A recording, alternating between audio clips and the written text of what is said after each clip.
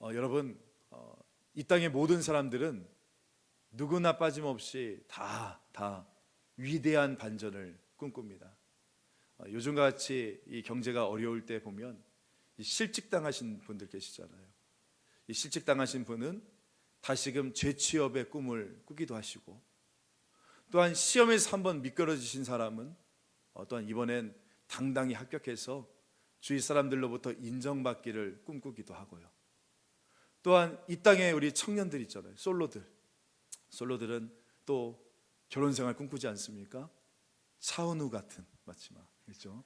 눈물의 여왕 김지원 같은 이런 배우자를 만나기를 꿈꾸기도 하고, 또한 결혼생활 또 한번 갔다 오신 분은 이번만큼은 다시 좋은 짝을 만나서 함께 이루어 나갈 행복한 가정생활을 꿈꾸기도 하고, 갑작스럽게 찾아온 질병으로 삶이 무너지신 분은 또 온전한 치유를 꿈꾸고 일상으로의 복귀를 꿈꾸며 나가지 않습니까?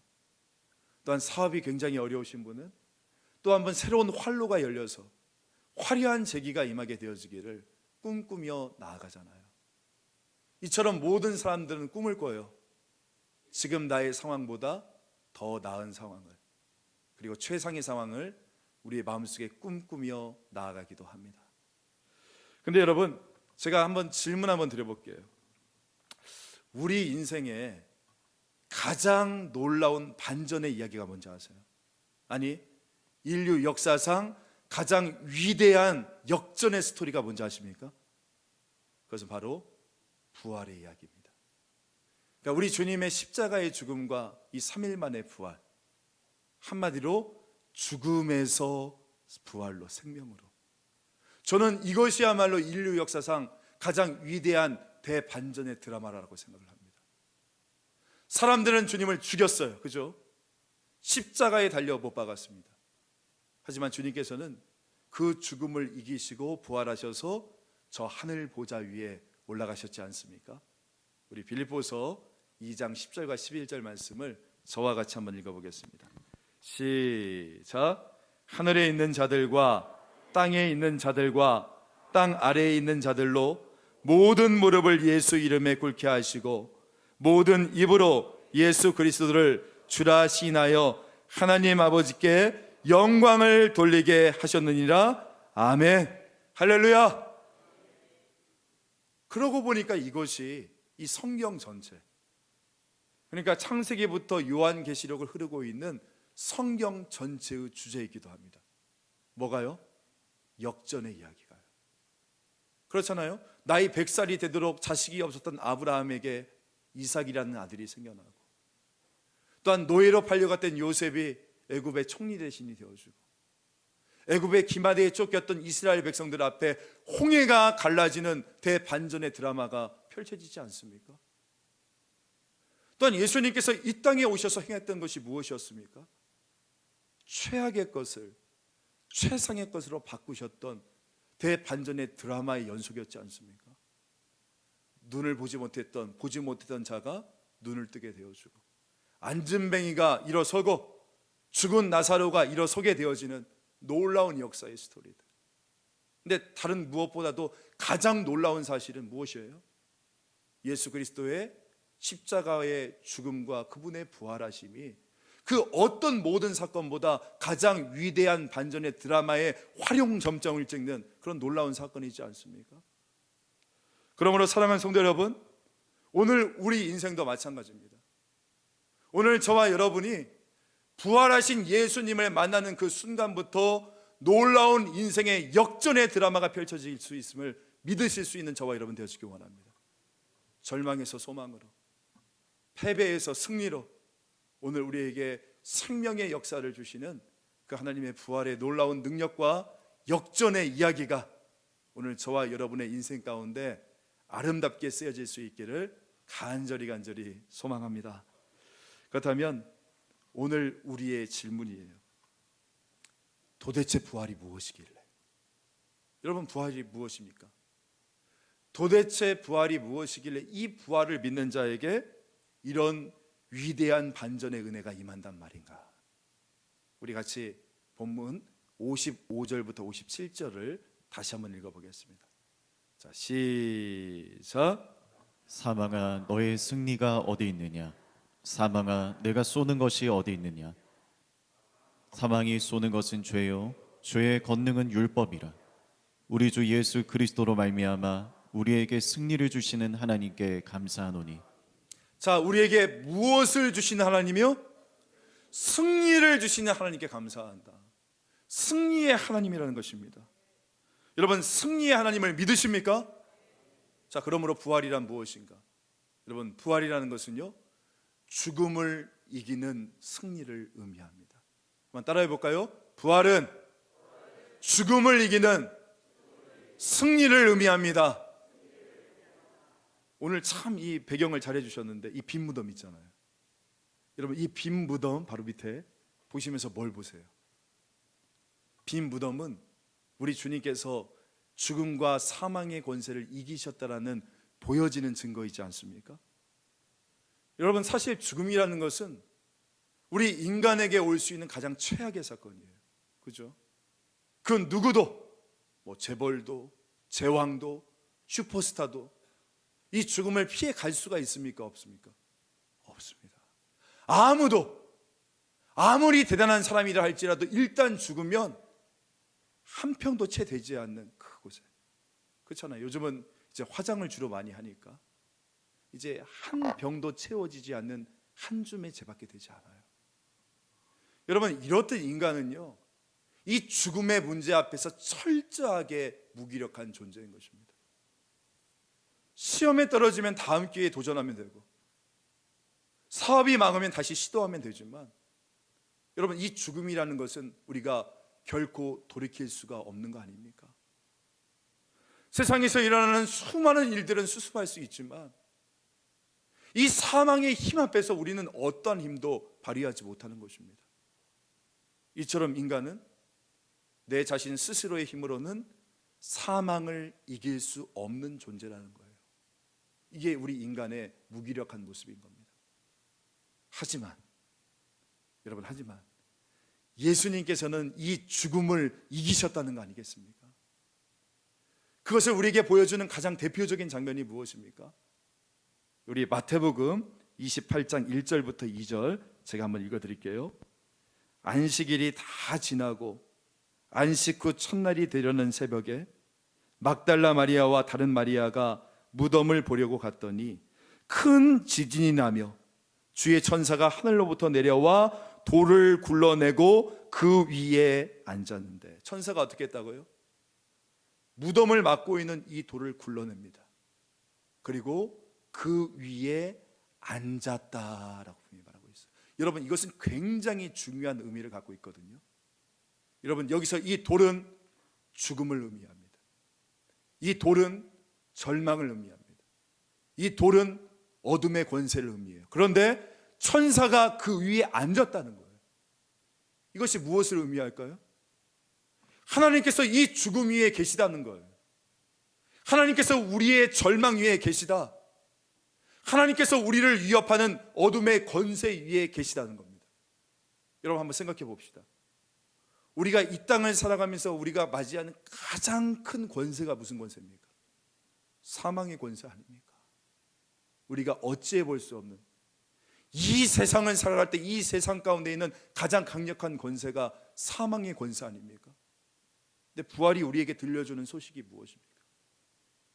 예수님이 그 사망의 권세 위에 앉으셨다는 거예요. 이 세상에서 가장 큰 힘, 우리가 가장 두렵게 만들고 우리를 가장 불안하게 만들고 우리로 가장 정말 위축되게 만드는 이 죽음의 권세 위에 누가 앉으셨다? 천사가, 하나님이, 부활하신 예수 그리스도가 앉으셨다는 것입니다. 이것이 우리에게 주는 의미가 무엇입니까? 여러분, 사망보다 더 큰 권세가 있어요? 우리에게? 없잖아요. 지금 여러분이 겪고 있는 수많은 삶의 문제들, 어려움들, 여러분, 사망의 권세를 주님께서 이기셨는데 지금 여러분이 갖고 있는 그 어려움의 권세들, 이거 충분히 이기시지 않겠습니까?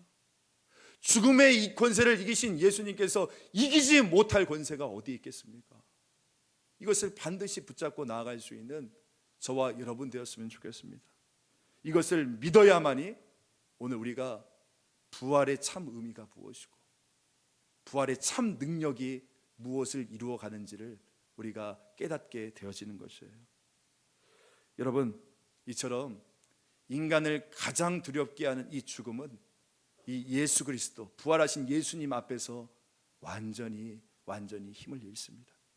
55절 말씀 한번 보세요. 사망아, 너의 승리가 어디 있느냐? 너 사망아, 내가 쏘는 것이 어디 있느냐? 아무런 힘을 발휘할 수가 없다는 것입니다.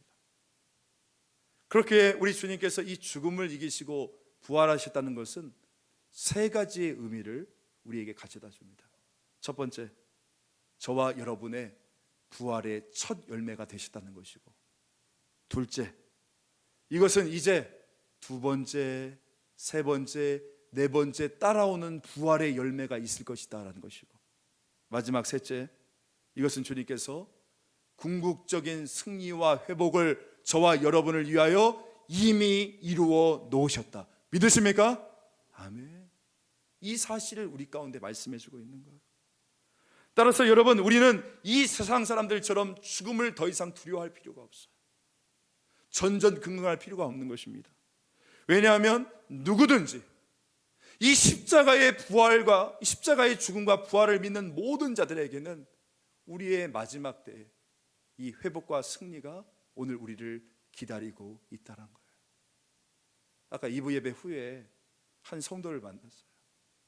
우리 교회 등록한 분은 아니시고 잠시 들리신 분인데 지금 암 치유 과정 가운데 또한 회복의 과정을 겪고 계시는데 그냥 뒤에서 하염없이 울고 계시더라고요. 제가 가보니까 그런 이야기를 하세요. 그래서 제가 기도해드리면서 분명히 오늘 이 부활의 놀라운 능력과 생명이 우리 성도님 가운데 임하기를 원합니다.